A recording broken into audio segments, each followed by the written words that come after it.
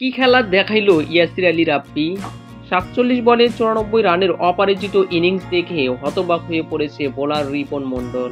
হ্যাঁ দর্শক, সত্যি তাই। বিস্তারিত জানতে পুরো ভিডিওটি দেখার অনুরোধ রইল। দর্শক, বিপিএল এর প্রথম ম্যাচেই তেলে বেগুনে জ্বলে উঠেছেন ইয়াসির আলী রাব্বি। ৭-৪ এবং ৮ ছক্কার সাহায্যে ২০০ স্ট্রাইক রেট নিয়ে ৪৭ বলে অপরাজিত ৯৪ রানের দুর্দান্ত ইনিংস খেলেছেন ইয়াসির আলী রাব্বি। তার শটগুলো ছিল চোখ ধাঁধানো, দেখেই প্রাণ জুড়িয়ে যায়।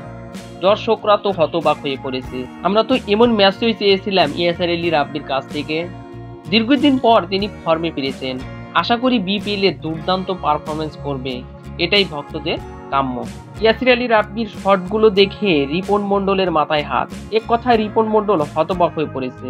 তো সুপ্রিয় দর্শক, ইয়াসির আলী রাব্বির ব্যাটিং আপনার কাছে কেমন লাগে তা অবশ্যই জানাবেন আমার কমেন্ট সেকশনে।